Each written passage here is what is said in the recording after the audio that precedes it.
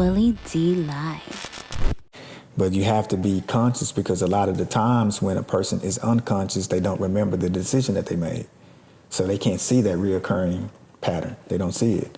They have expectations of what they think they're going to make, and they never make that expectation because it's so far-fetched, versus this practical thing that they do every day is why they are where they are. I was conscious of that practical thing, and I knew where I was going, and that's where I'm at right now. Where's your father? He in Dallas. Still in Dallas? Yeah, he's still in Dallas. Yeah. Mm-hmm. What's the most valuable lesson that he taught you? I know he taught you a lot of discipline or whatever, but... Not to do drugs. Not to do drugs. Because crack took his life. Your dad, the disciplinary, allowed crack to get at him? The night that my grandfather died.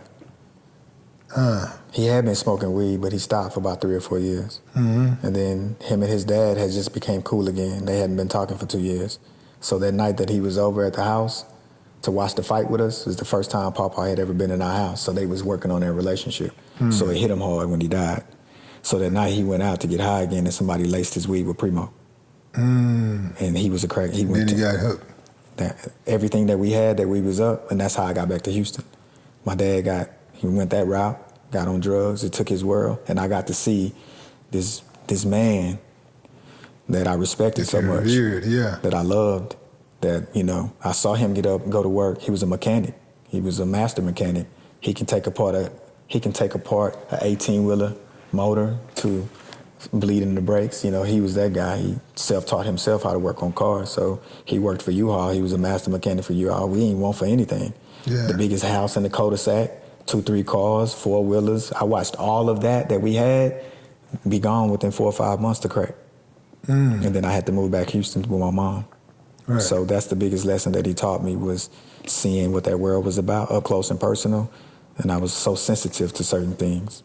You know what I mean? So when the Quailio started doing music, that was when our campaigns was against anybody that was about selling drugs and stuff like that. Because I just saw what happened to my dad. In our communities around the world, that, you know what I mean? Like, that's the only thing that they really let in that music, that pestilence, that low frequency. When you get to speak what we was speaking about, they banned us, but they still allow all of this other music to be played. That's why we were so crazy about going against it. And that right there should let us know what they think about us. That also should let us know what we should be doing, because we, for the most part, all of us know right from wrong, just on a rudimentary level. We know right from wrong. So when we take a look at what's going on with our music and our entertainment, and we see all of the low frequency stuff out there being so pervasive, then and then we look at the other stuff out there where people are having to work 10 times as hard to maintain their integrity and have some type of high level of character, right? Right. That should tell us what we should be doing right there. Right. Like, we shouldn't even be messing with this stuff. Yeah. This is what we should be doing, but they make it so lucrative to actually be low frequency, like they really reward bad behavior. Yeah. If you really think about it. Absolutely. The bad behavior is being rewarded.